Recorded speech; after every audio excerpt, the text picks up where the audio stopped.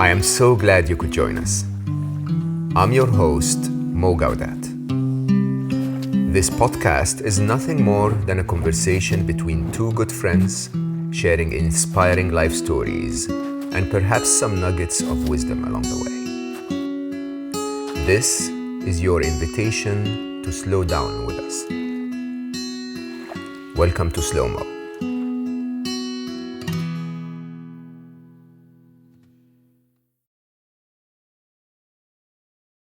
In season 1 of Slo Mo, one of my absolute favorite guests and a dear, dear person to my heart was Matthieu Ricard, who is known to be the world's happiest man because of a neuroscience experiment that he did that showed that his brain has been reconfigured so drastically because of his 60,000 hours of lifetime meditation that he is actually able to focus and find happiness a lot better than the rest of us.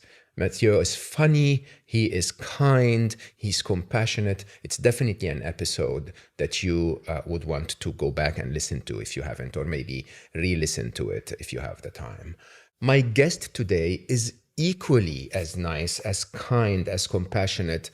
He is the neuroscientist that did the study with Matthieu, Dr. Stephen Laureys, who is an award-winning neurologist and neuroscientist, recognized worldwide for that research and his work on consciousness, the Neurology of Consciousness.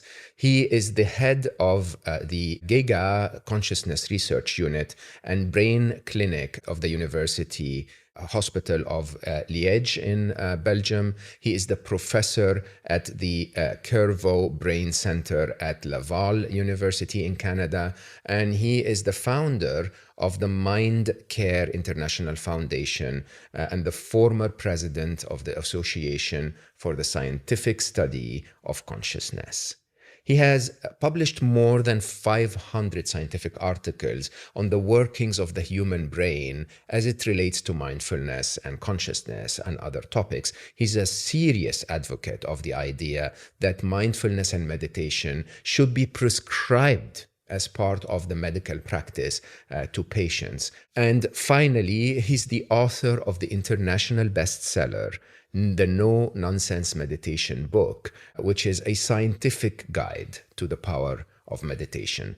He wrote that, of course, in collaboration with Matthieu Ricard, and it was basically an eye-opener for so many of us. So what are we going to talk about today? Well, you know it, meditation, but not really from the practice point of view, but from the how your brain responds to it point of view. I would say before we start, Stephen completely changed my mind about meditation. As a young engineer, I refused to accept that meditation will work the way I want it to work until I actually read his work. And I think his work completely shifted me into the biggest fan, an avid practitioner, and it completely changed my life as a result. So I'm so excited to be spending time today with Dr. Stephen Laureys. Oh, and before we start, why don't you just like and subscribe what you're watching here? Click that little notification icon on YouTube so that you can get notified every time we publish a new episode. You should also know that your normal Slo Mo on your typical podcast player, Spotify, Apple, or whatever, is still available for you. So if you're out there on the move, on a hike, or on your commute, you can always take the audio with you.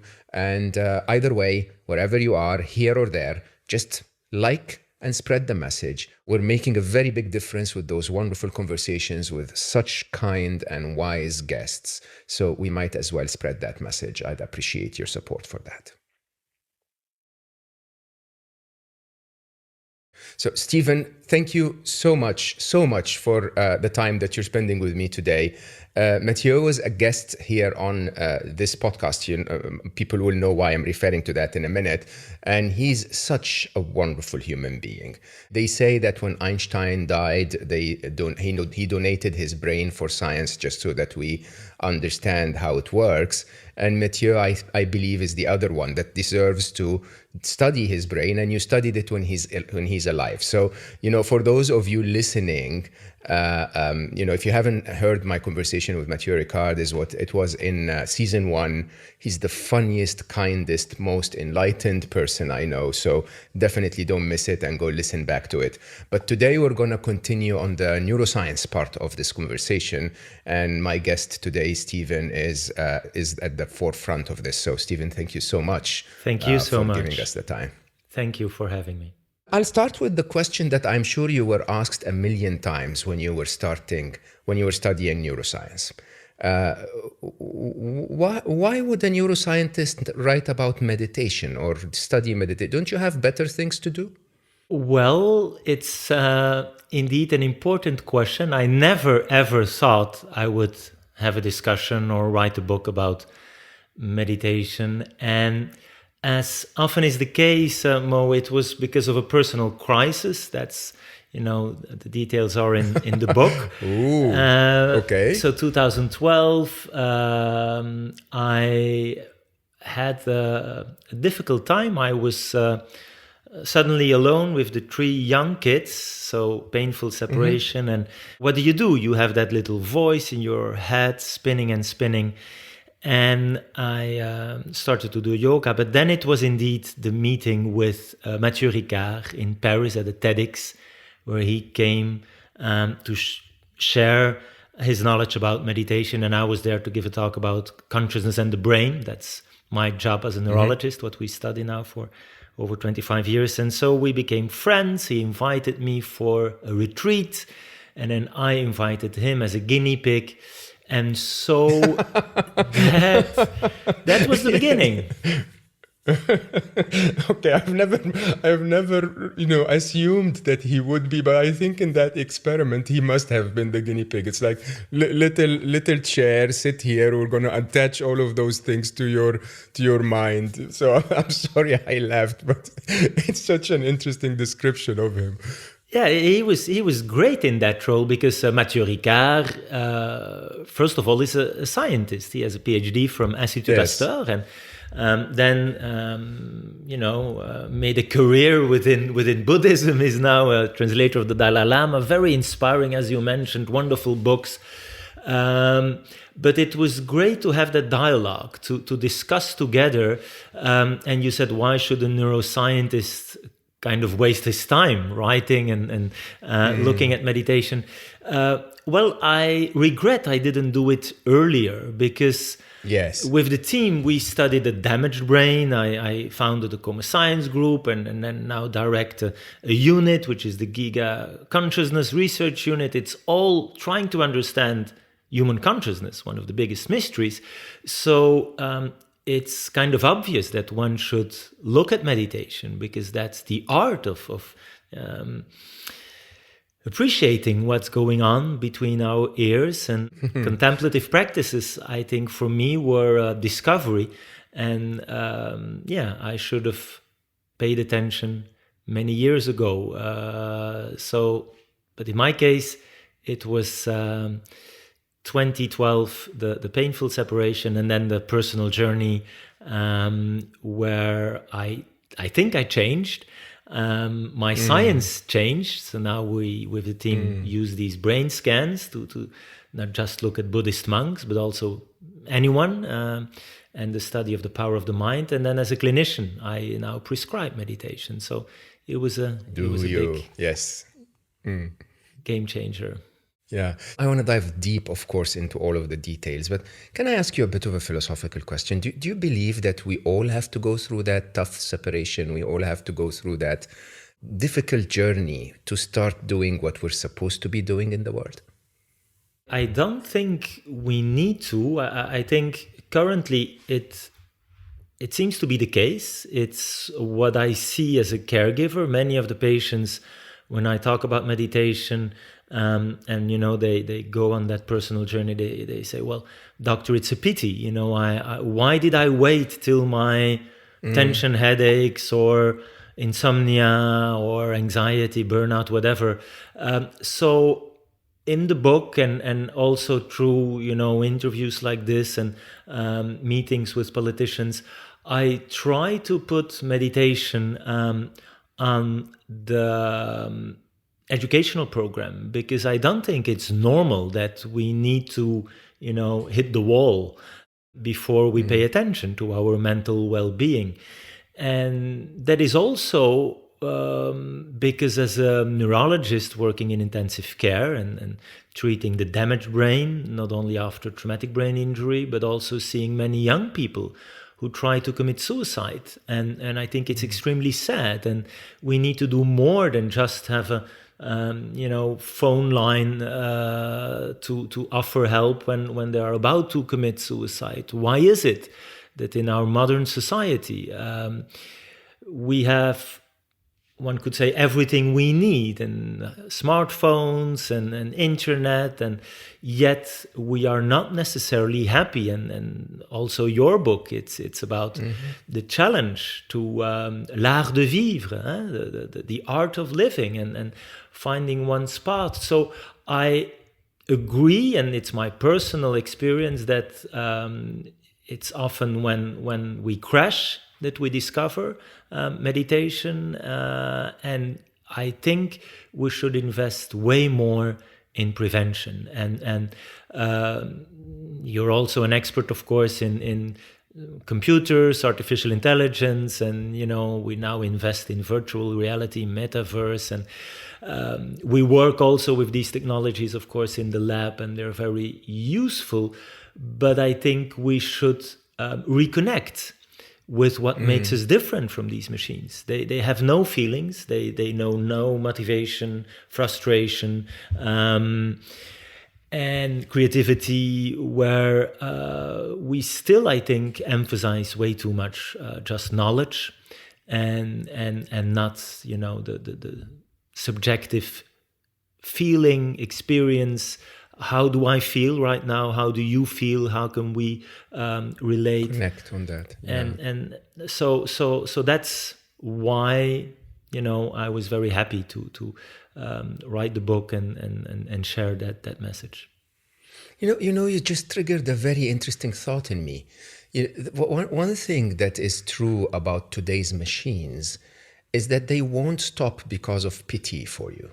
You know what I mean? It's like if you're swiping on Instagram, the Instagram machine will have no feelings of remorse for having kept you there for the last 6 hours. And it's quite interesting that by us dealing with those machines that way, we're turning into machines ourselves. It's such an eye-opening statement when you said it. It just hit my heart, really. It's almost like being chained to a treadmill, and the treadmill has a motor in it, and it's just constantly driving us. Sad, Absolutely. really. Absolutely. I think, so if we, because I now speak to you more from Canada. I'm Belgian. Where in Canada? Quebec. My wife is Great from... idea. Thank you. Yes. Montreal? Are you in Montreal? It's Quebec City, actually, which is even smaller than Montreal. And it was a very conscious choice also to reconnect with nature. I look out of the window right now. I see the Saint Laurent River. There's the woods. There's beautiful. An invitation to, slow down and reconnect. So with the whole family, we enjoy that very much. So you're absolutely right. We don't want to become robots, or as a caregiver, again, the challenge for me is to use these technologies. And I'm very happy, of course, that we have that knowledge. We developed vaccines and antibiotics and drugs that help us when there's also mental challenges. But in that process, if I compare again here in Canada with traditions that are millennia old, we maybe forgot that power of the mind, and we are quite passive as a medical doctor. Yeah. I prescribe pills and interventions, and that's what also patients are expecting. So now when I prescribe meditation, they're a bit surprised, because it gives them something to do. And that is now my mission, to see this, to build a bridge between the classical medicine. I don't like the term alternative medicine, because I really think it's complementary. And I think, and we now have studies where cancer survivors are invited to use meditation and mindfulness, but also other techniques like hypnosis. And that empowers patients, so you can play a more active role. And really, this for me is the challenge, to take the best of both worlds, including technology. I mean, we're not going back. Internet is there and the screens are there, but the challenge is to make good use of it. And absolutely, like you said, I spent way too much time behind the screen, and it's not taking into account my emotional needs. It just wants me human needs. Yeah, human needs. It wants me to keep looking, and the algorithms are designed for that. And I think we can and should do otherwise. So that's, I think, also with COVID, very clear. It's not only technology. I mean, we are social beings with needs. And we will not find that just in the metaverse. So I make a very clear statement here for everyone listening. I'm not joining the metaverse, okay? Because I think we have a choice. And I think, as we continue to have that fear of missing out and trying to just always follow whatever new technology is given to us, we're basically empowering those technologies. If we all say, look, this... No, I love, in person. I love face-to-face. I love to connect with humans as a human. And I'm not going to be turned into a virtual bit on a screen that is interacting with other virtual bits on screens. I think if we make that choice, I think companies will develop something that we actually need. I wanna go into, first of all, best book title ever. Okay. It was not mine. Was it not? No, okay. It was the publisher who came up with the no-nonsense meditation book.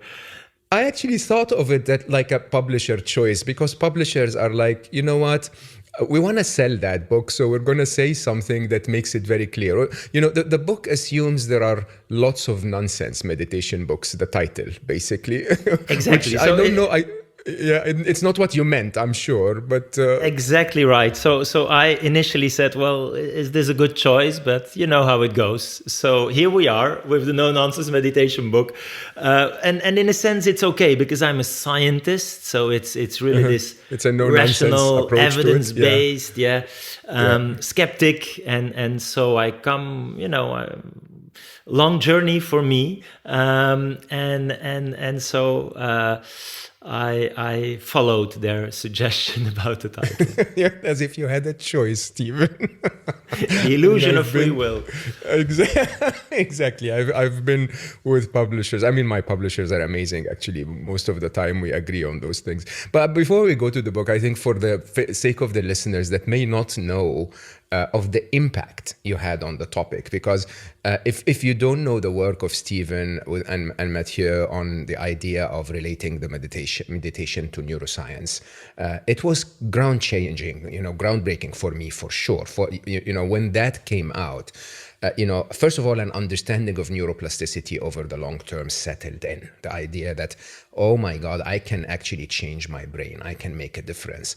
And if I can change my brain, then one of the best methods I can do is to change it through meditation, through consistent meditation. And, I think maybe some of our listeners have not heard of this story. So tell me a little bit about when Matthieu came to your lab as a guinea pig.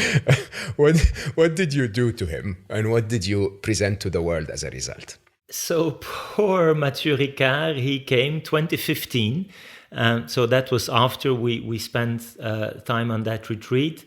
And for me and the team in Liège, Belgium, it was a unique opportunity to really see what, in his case, 60,000 hours of meditation do with your brain cells, the gray matter, but also the connections. So both we studied with MRI, powerful brain imaging techniques, and next, we invited him also to meditate in these machines with functional MRI, looking at the changes depending on basically the exercise he was doing. Also with high-density EEG. You see here next to me this bunch of electrodes where we now can record electrical activity and the signature of the different meditation types. We put him, Mo, in the positron emission tomography scanner. That's a machine that permits us to visualize the brain's energy use, because it uses more than any other organ energy. So radioactively labeled glucose was injected in poor Matthieu veins, and we had images of how his brain of a 70 plus works. And so from all of that, I can share with you that his brain, neurologically speaking, is 10, 15 years younger. So yes, it has an impact. And that was, of course, incredible for us to work with him. We published also a new test, very technical, but we used a very strong magnet. It's called transcranial magnetic stimulation. And so we see the brain, the gray matter, and then we hit specific parts and simultaneously record the electrical activity, which is something actually we developed for coma patients. So it gives us a measure of the capacity for consciousness. And that measure, we have hundreds of volunteers. You can't change it. It's like the doctor taking your knee jerk reflex, with the little hammer. It's just there. It gives us a number. And we need to anesthetize your brain for that number to change. But here, for the very first time, we had Matthieu, when he was meditating, who could directly influence our measures one way or the other. And that was really never seen. So very impressive illustration of the power of the mind. And that for us opened a new line of research projects. And of course, we didn't limit ourselves to Buddhist monks like himself. And in the book, I summarize the past 20 years of research. It's when you and I, we start to meditate, already after 8 weeks, we would also see these visible effects with the brain scan machine. So that's, of course, a message, because our lives are very different from that of Matthieu or the Dalai Lama, for that matter. So let's try to rephrase this for the layman like me. So, massive power over his mind. He's able to slow it down, to calm it down, to change its actual behavior almost on demand. But yes, you're right, 60,000 lifetime hours of meditation. So, I think if I actually meditate from now until the day I go, I wouldn't be able to do 60,000 hours. But we have different lives, right? We could not do that. Yeah. Yeah, and actually, when we were chatting here on Slo Mo, it's almost ingrained with him. So he would talk about how when he was at Davos, for example, he would be dying to go back to his hermitage in the middle of nowhere and spend, 40, 50 days alone. The simplicity of no warm water, no real luxuries of life in which, in any way. But it pays back in terms of that incredible power to control the mind, really. Not really control it, but to not even need to control it anymore, because the mind is behaving in ways that are reconfigured and very different. But let's put those in layman's terms. So what is Matthieu able to do that we're not able to do?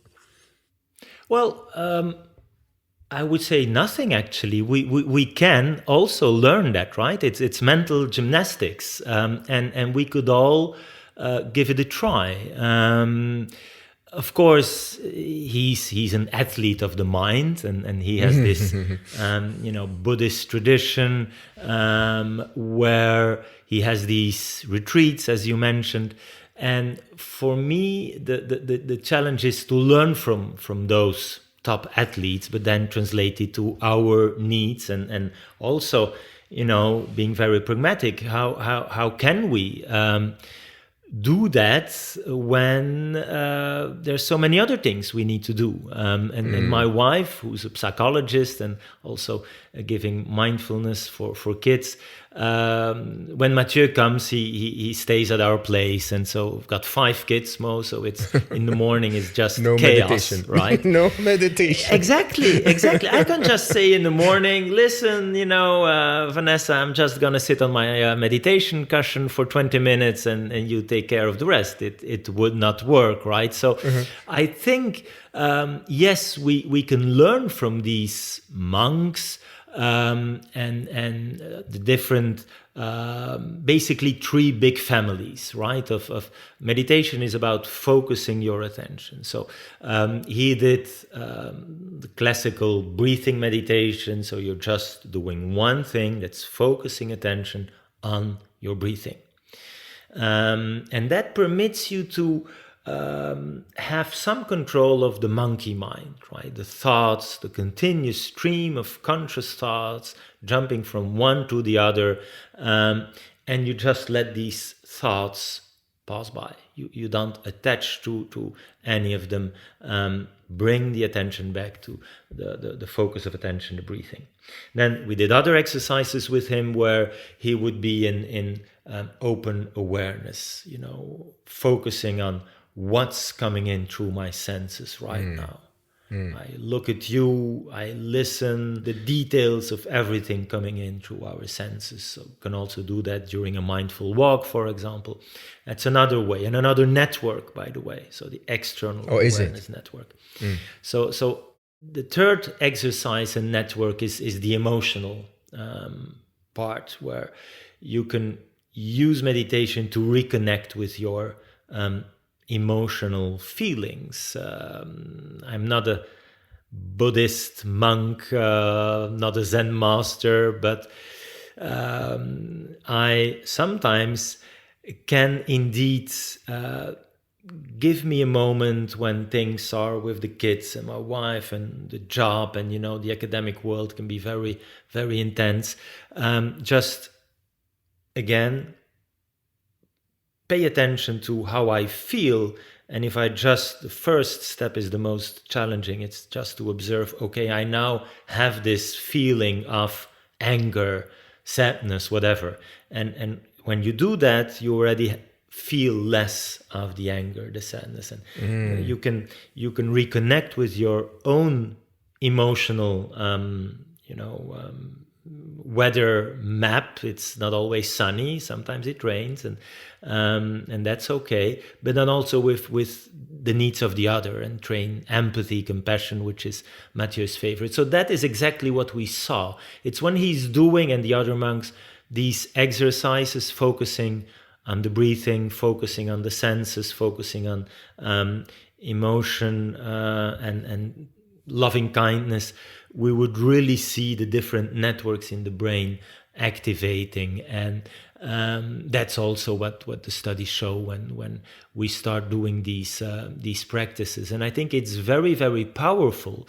And the clinical trials most show that the effects can be as big as what we see in pharmaceutical trials with painkillers, anxiolytics, antidepressants. So this is real. This is backed up by science, and I think not enough used by colleagues and in my profession as a medical doctor. So I really think there is something complementary there, in addition to the drugs and the interventions that are very useful, but maybe reduce us to some passive receiver undergoing things. And there's a lot more we can do, and meditation is one of those things, in addition to taking care of your physical well-being and your the quality of your social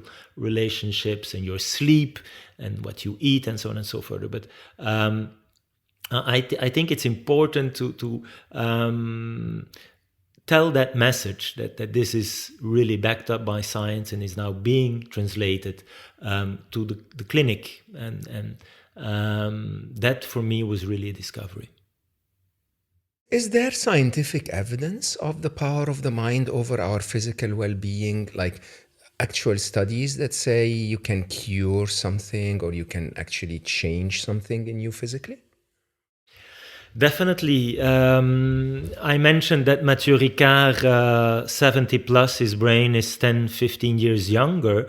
And we now have clinical trials that show that you can have an impact on normal aging. So when I said we looked at PET imaging and glucose uptake, which is what we call metabolic activity of the brain, after I know your age, Mo, so I should be careful. But after 40, it's no longer increasing, right?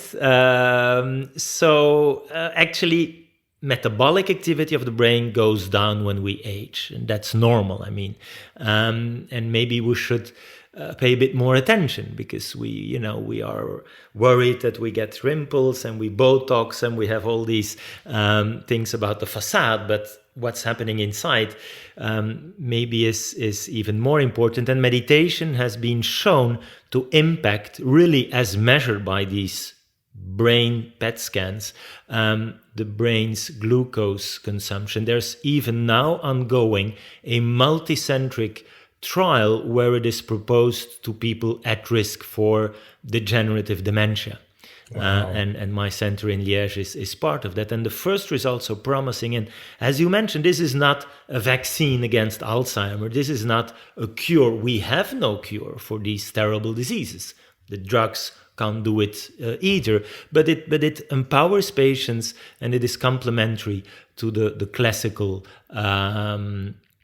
treatment. So yes, there are really visible and I think very, very important effects on the brain and the rest of the body. I mean, when you do meditation, and maybe we should invite, because we're talking about something, actually meditation is meditating. So Mo, maybe we should invite everyone watching and listening to this podcast to just give it a try. Because Absolutely. Then people will experience it for themselves. You agree? Absolutely. As a matter of fact, Stephen, I agree because of your work. So I'll tell you openly before we take some moments for that. The reality is, because of my engineer's brain, for a very long time, I sort of rejected the idea of like, yeah, I can see that it makes a difference to a Matthieu Ricard, but he's doing a lifetime of this. Does it make any difference to me? And I think your studies and the idea that even 8 weeks of meditation have an impact through neuroplasticity on your brain, and they change the configuration of your brain. I'll tell you openly, I'm the biggest advocate today saying, consistency more than length, by the way, in my view. Like, don't miss a day if you can, but make it a little longer every day if you can. But massive difference. It makes a massive difference. As you rightly said, I'm aging, so I'm now 28, but I feel 24 because I meditate. So good for you. There you good go. For you. There you go. So, but this is. Thank you for that, Mo. It's something I often hear from engineers, Cartesian brains. If I can't measure it, it doesn't exist, and I want to see proof, and so on and so forth. So if a neurologist, a brain scientist like myself, tells this story, they're more inclined to say, okay, let's... The machine works that way. Absolutely. Yeah, we have, I think meditation and it came... In the 60s, 70s, and Beatles,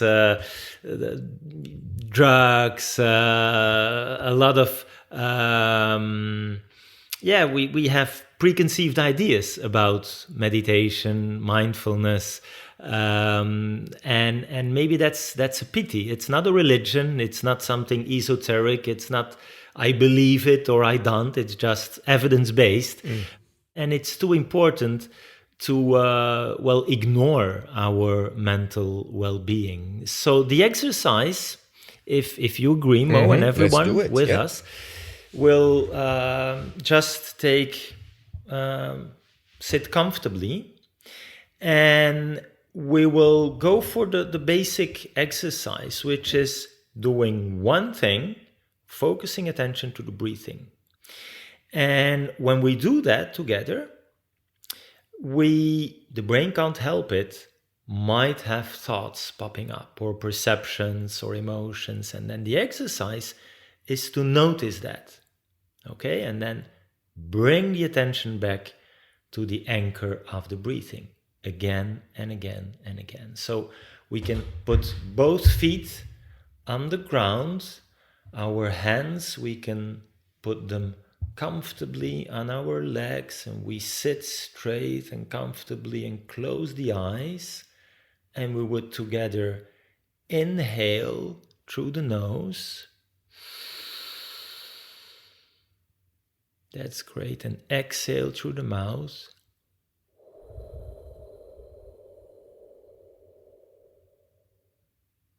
Doing great here. So in through the nose.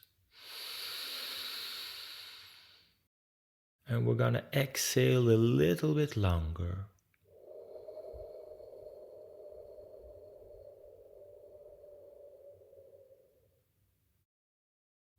We'll do 3 more. It can help to count. So 1.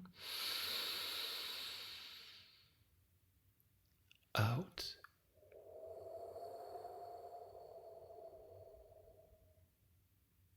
That's wonderful. 2.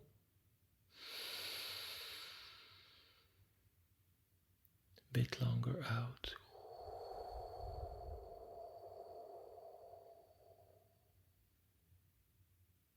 Last one.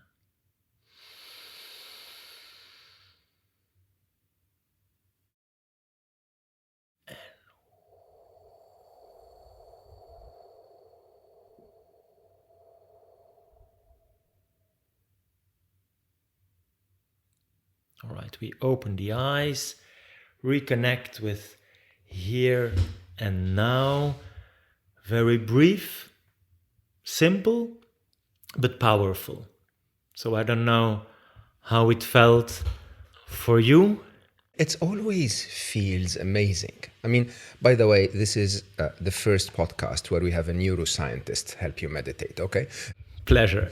It feels amazing. And I need to ask you about that, because when I actually really get into that single task approach, so focus on one thing, whether that's, I normally actually don't focus on my breathing. I know it sounds really bad, but I normally wet my finger and wet the tip of my nose and meditate on that itch. And it is incredibly empowering, because you just zoom in.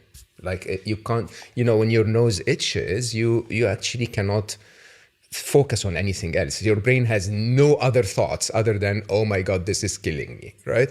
But it works incredible. And then when you get to that point where your brain is literally focused on one thing, I almost honestly feel that it's as if I was carrying a big load and I put it down.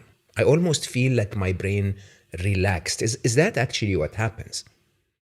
Absolutely. I think we try to multitask very often, right? And we are doing one thing, being for the job, work on a project, or behind the screen, or when we're with friends or the kids. But studies show, and it's the case for me, that at the same time we're doing other stuff mentally. And then we now have all these machines distracting us, notifications and a message, and the brain can't multitask, really. It can just be conscious of 1-2 things. And so giving you the opportunity to do one thing, attention, that's the key word, being on your itchy nose, or your breathing, or a mantra. You now with the book, I got a lot of also religious readers, being from our Judeo-Christian tradition or whatever. Praying is also very powerful. Yeah. You're repeating a mantra, and you have transcendental meditation. It's really specifically having a word or a couple of words. But it's all this same strategy, right? You just focus, and it gives you control. And as you say, it feels well.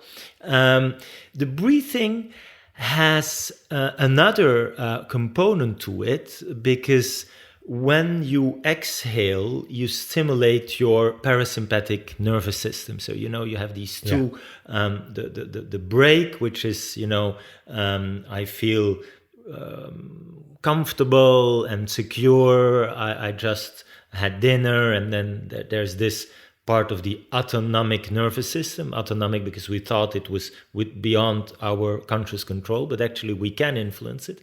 And meditation is one way to do it. And then the gas pedal is the orthosympathetic system. It's when I'm confronted with a wild animal, which rarely happens, but it's more being stressed because I'm in the car and animals, one or the other driver, and a human animal that drives me crazy and makes only things worse, of course. And so then my heart beat goes up, and blood pressure and stress hormones. And so when you breathe out, you would do the opposite and stimulate the parasympathetic system, and your heart goes beating a little bit slower. And that's what the studies also show in terms of the stress response.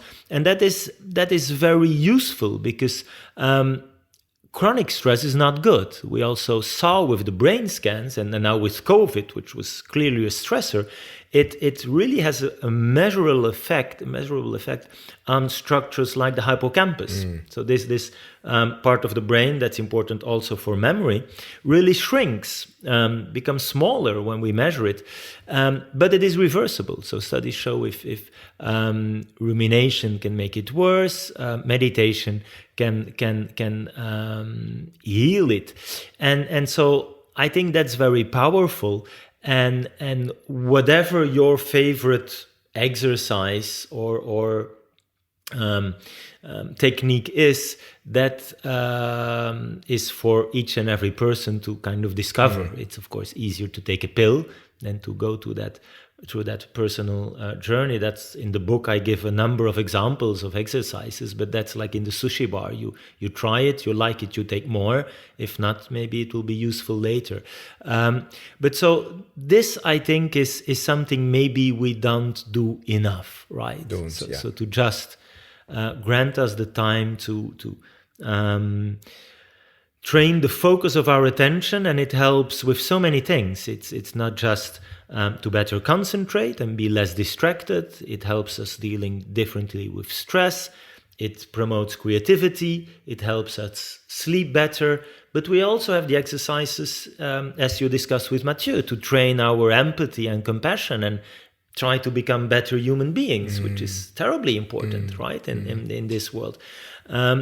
So I think it's obvious that we can no longer just ignore this, and it's a bit strange that in schools we have a gymnastics teacher, right? To grow your muscles. Of the exactly, very important.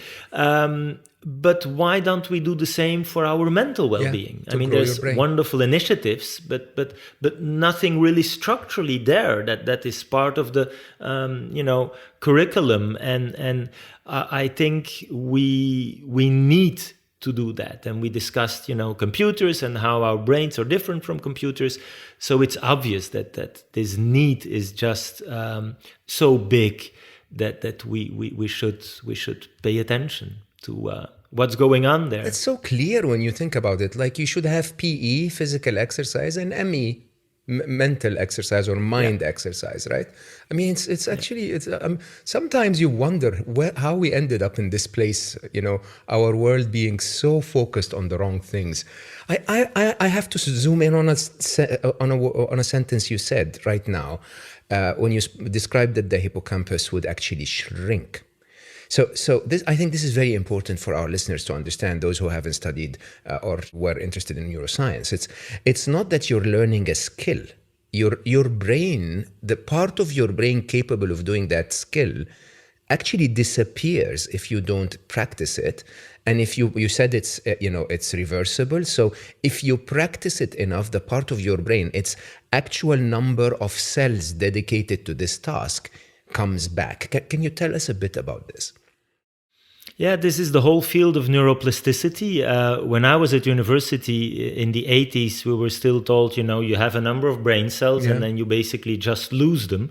And now we see the brain as something very dynamic. Also, people listening to this and who will hopefully remember something from it, well, it will change the thousands of billions of brain connections.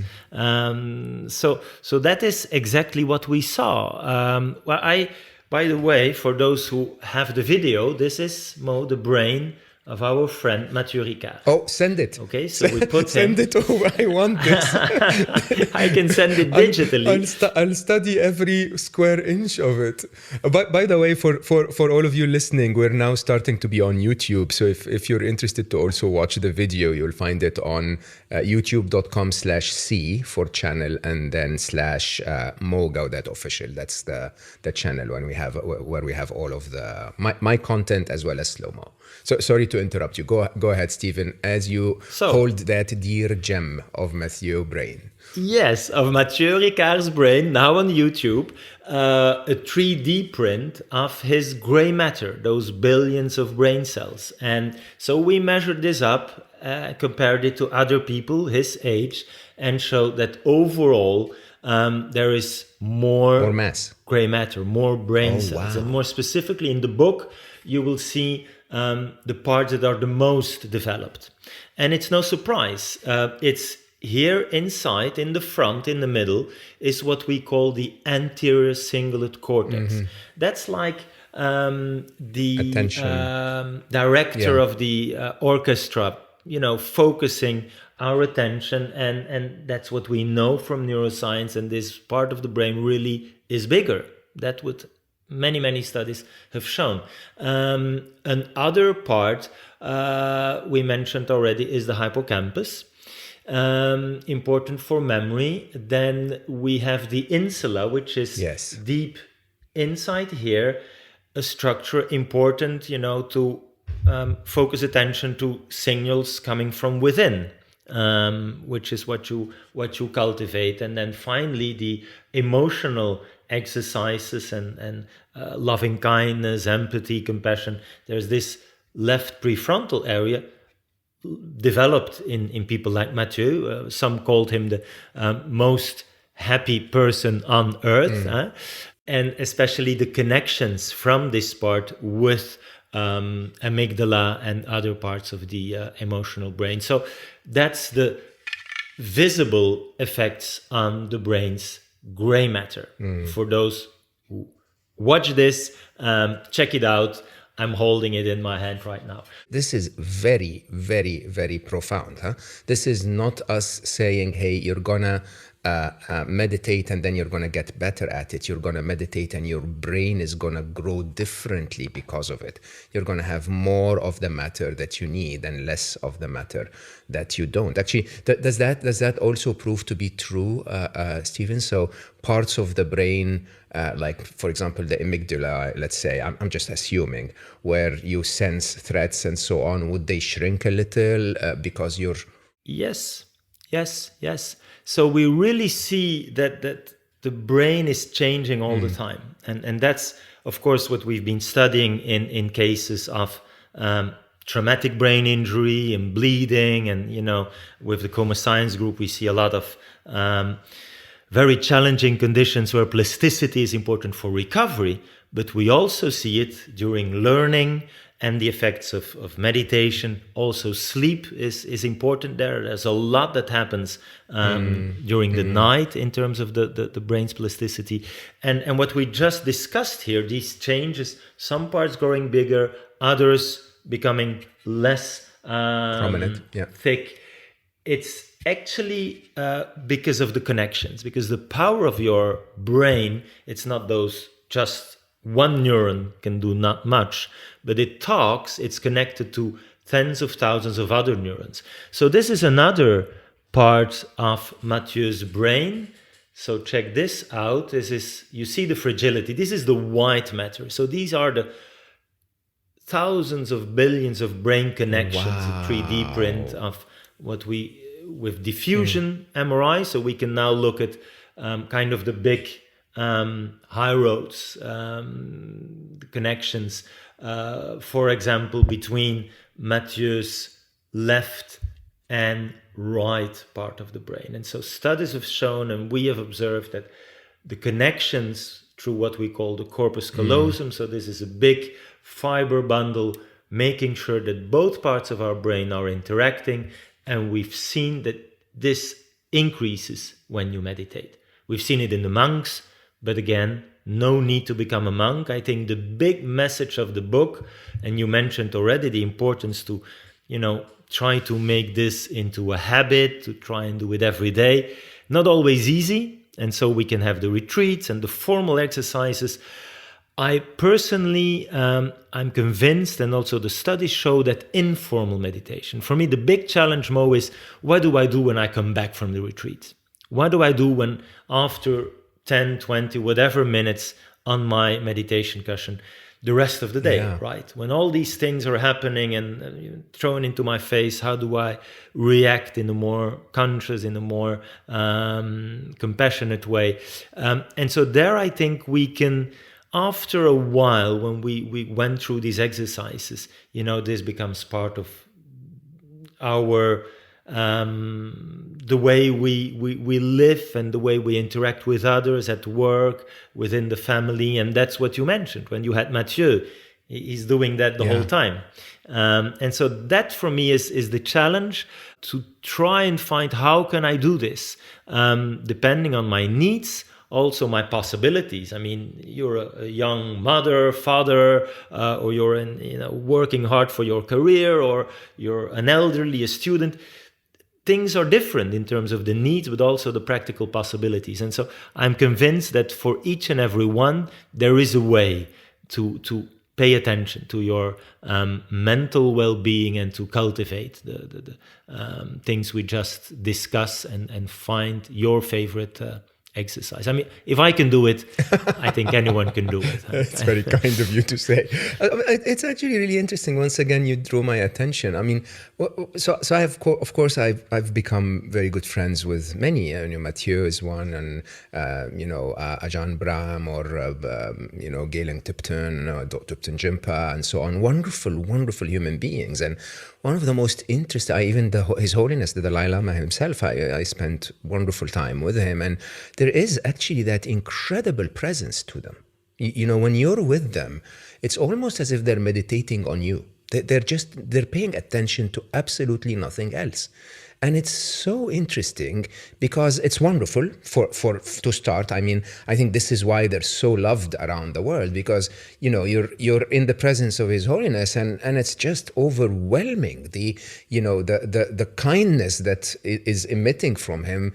You feel like you're the only one in the world that matters, which obviously is not true, but he manages to make you feel that way, right? And I think that idea is basically them extending their focused attention beyond the meditation cushion to every action that they take. And I think, in my next book, that Little Voice in Your Head, I talk a lot about what I call meditation in the modern world. The idea of it's not enough. 20 minutes is not enough a day.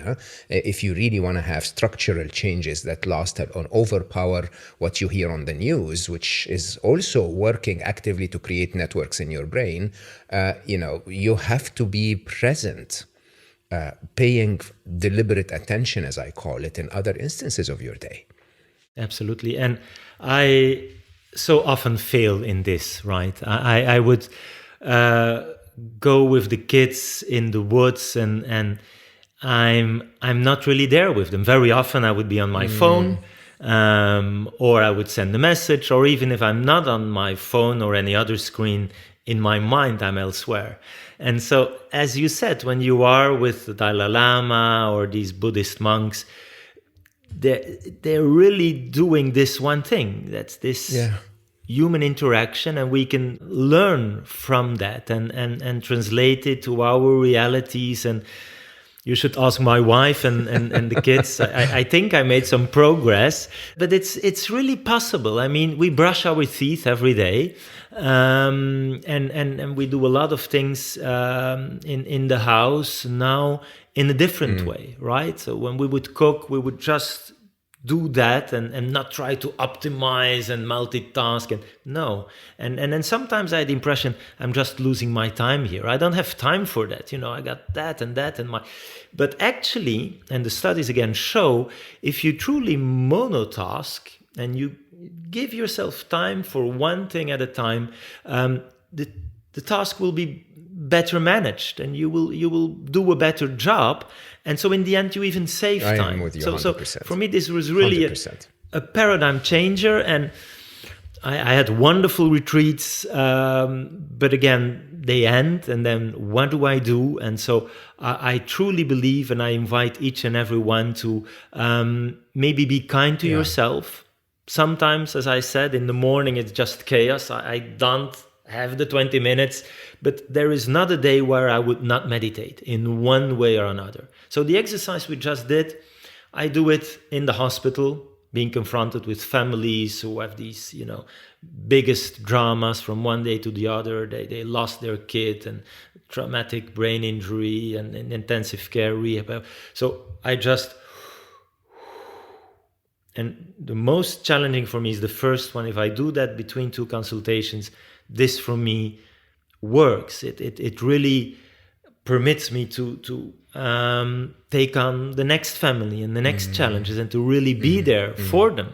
And the same with the people who matter at home and what we do and why we do it. I mean, these big ethical challenges, the climate is warming up, and again, the young people are the ones who are pointing to the necessity to take action, and sometimes we are just caring about the pseudo emergencies, and so to just sit and think about what really matters. And nature, as mentioned, really invites us to do so. So I think we'll not find it, as said, in the metaverse. It's out there. It's for free. And in Canada, by the way, I can now prescribe a walk in one of the natural parks. So this is wonderful. It's it's backed up by science. Go for a walk. This will not, of course, replace whatever treatment you take, but it will improve. It will help you. So I walk. I live on the Palm Island in Dubai during winters. And for some reason, Dubai being as intense as it is as a city, after 7 p.m., there's not a human being on the beach. I don't know. I don't understand why. I mean, literally, I walk after 7 p.m. and I own the whole beach. It is quiet. It's wonderful. I don't have my phone with me. I don't have music. I don't have headphones. I just have a chance to slow down and to just reclaim my sanity, if you want. I think people don't understand how that actually makes you more productive. I want to close with one silly question, if I may. So we're talking about the no nonsense meditation book. Is there nonsense meditation? Are there common mistakes that people make when they meditate? Are there things that we shouldn't do? Well, as always, I think if you have a medical issue, go and talk to your doctor, right? It's like if you have a toothache, go see your dentist. There have been problems and malpractices with gurus, with people who, when you're vulnerable, you should be sure to be in good hands and go seek a healthcare professional when you have a medical or healthcare problem. And then there's all the misconceptions that we think meditation, is not for us because we can't sit still, because it just thinking too much, or it's religion, or it's sitting in origami, lotus, where there's so many ways to do this. that, yes, I wanted to summarize the scientific evidence, and that's no nonsense. The clinical translation, stress is a big problem, I would say. And in my clinical practice, there is barely any symptom that is not made worse by stress. And very often it would become a negative spiral, right? People don't sleep well, so they're more stressed, and the stress makes them more sleepful, and so on and so forth. And that's why I think it's useful to say, okay, this is just common sense, right? This is so important. There are visible effects on the brain, the body. You mentioned the stress response. Actually, we even see it at the level of your chromosomes. As you know, you have these telomeres. This is like the little caps that protect our DNA. And it's been repeatedly shown that when we have ruminations and chronic stress, this process that we see during aging, where these telomeres, these caps, become smaller, and hence our genetic material is more at risk for a number of diseases, including cancer. Well, again, meditation is one way, is being shown repeatedly, to reverse that process. And I think that's very, very incredible that even at the level of your genes, there is a visible effect. And so sometimes, again, patients would tell me, well, I've got this anxiety problem or whatever, a panic attack, but it's my mom had it, my aunt, and it's in the family, it's in my genes. Can't do nothing about it. Well, even there, the whole field of epigenetics, it's how your genes express themselves depends on our environment, even our psychology. So we can, and I think we should, do something about, what's going on in our mind. We spend a lot of time in our mind and thoughts, so we better make it a nice place. I cannot end on a better sentence. I mean, you've heard this. This is the no-nonsense view of it. So do yourself a favor, honestly. And be kind to yourself. Start with a simple meditation. Stephen, we did what? A minute, maybe 4 breaths, really 5 breaths. Huh? Start with that. Don't miss a day. Please don't miss a day. And then add a minute every day. Huh? When you've reached 10 minutes a day, I think you're in a good place. When you've reached 20, you're reversing your aging. You are capable of doing better things with your brain because you're reconfiguring it differently. You're really doing yourself the biggest favor ever. If you've ever looked at someone who's been staying fit by going to the gym and eating healthy and saying, I wish I was like that person, I think the one to compare yourself to is the one that actually took good care of their mind in terms of their focus, their ability, their compassion, their vital systems, if you want, that make us better humans. I can't thank you enough, Stephen. This was truly a no-nonsense conversation, but so wonderful in every possible way. So kind, so calm, so slow, like Slo Mo, which I absolutely, absolutely admired. Thank you so much. Thank you so much. Take good care of yourself. I am taking good care of me. For all of you listening, take good care of yourselves. And I could not recommend Stephen's book more, the no-nonsense meditation book. I think all of us believe in meditation somehow, but this solidifies it. This basically tells you, here's the truth about what we know about meditation. This is scientifically studied. It's full of exercises. I cannot recommend it enough. I think you'll enjoy it. I think you'll find it useful. And as I always say, regardless of how busy your day is, please find a tiny bit of time to slow down. And when you're slowing down, just 5 breaths, 10 breaths will change your entire life. I cannot thank you enough for the alibi that you give me to speak to such wonderful human beings. I mean, this man changed my life, and I'm now talking to him because of you listening to Slo Mo. So keep listening to Slo Mo. Check us out on video on YouTube if you want to, on youtube.com/c/Mo Gawdat official. And I love you all for listening, and I will see you next time. Oh, I love you all for watching and listening, and I will see you next time.